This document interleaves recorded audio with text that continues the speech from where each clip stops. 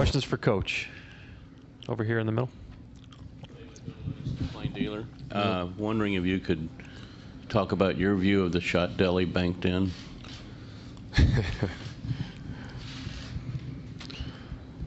You know, kid makes plays. That was a nice highlight. Third throw from. Did he call glass? If he didn't, he should have. Can you get the guy in the middle? Stripes. Brian in the middle. Just raise your hand, please. Brian Mahoney, Associated Press. Brian. They talked after the game a lot, predictably, about using David Lee more going forward. Is that something you come into series prepared for, or how much does that sort of change your preparation when a team maybe switches their rotation midway through? Well, you know, we knew that was a possibility, obviously, and you try to prepare for every advent, every possibility. Them saying it and him playing obviously gives us a heads up. But you know, there's a lot of options on that team, and they're a deep team, and they can they can give you different looks, and they do. And they can do different things, which they feel they have to do, and you know, that's all part of this process. That's the dynamic of a series. Baxter, front left. Baxter Holmes, ESPN, right here. Steve Kerr was asked before the game about LeBron, the athlete, and where he kind of ranks in the world in that category, and he half-jokingly said, well, you know, I don't know if there's anyone better, maybe American Pharaoh.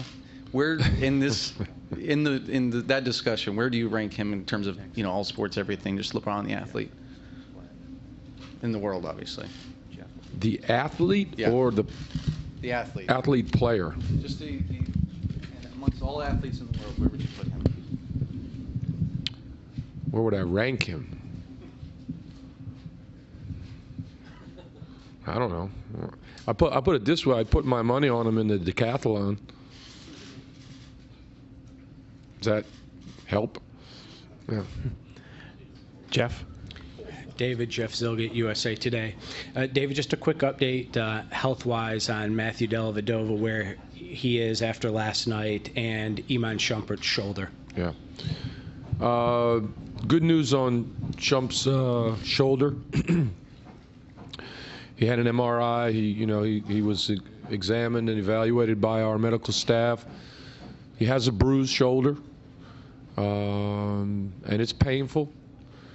But fortunately, no serious damage. That's really, really good news. Deli obviously suffering from some fatigue, and I don't know whether to call it dehydration or something else, but the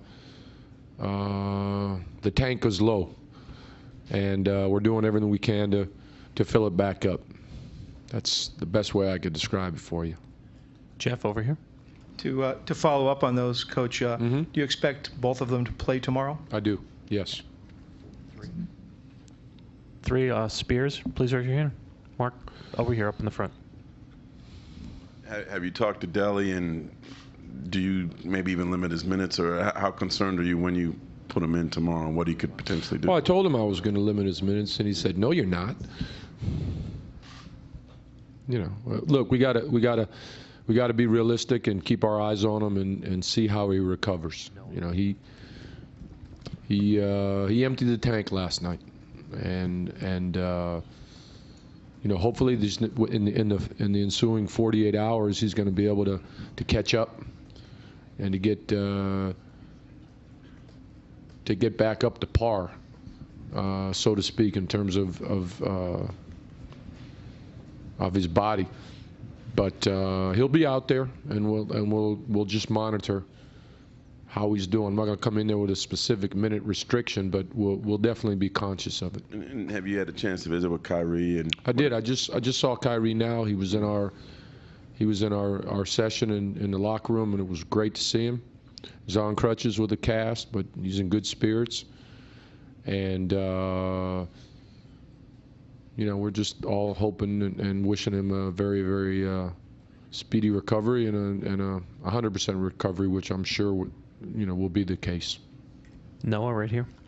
Noah Kozlov, Cinesport. Noah. LeBron has consistently talked about that he's doing everything that his teammates ask him to do, that his teammates are asking him to do a lot. What are you specifically asking LeBron to do? Everything that he's doing. Tom in the back right. Tom Haberstroh, ESPN. Coach, usually with teams, it's an either-or proposition, whether you crash the offensive boards or you get back in transition. It seems like you guys are doing both. How are you able to do that against the Warriors?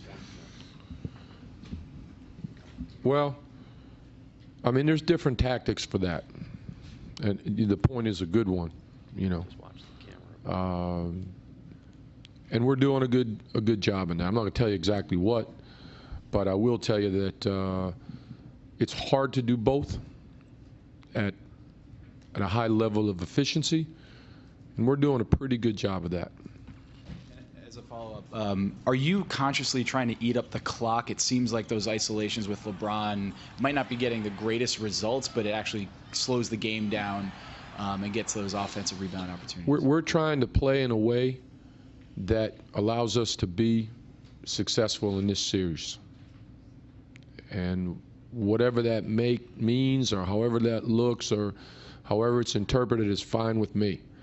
We know what we want to do. We know how we want to play and how we need to play.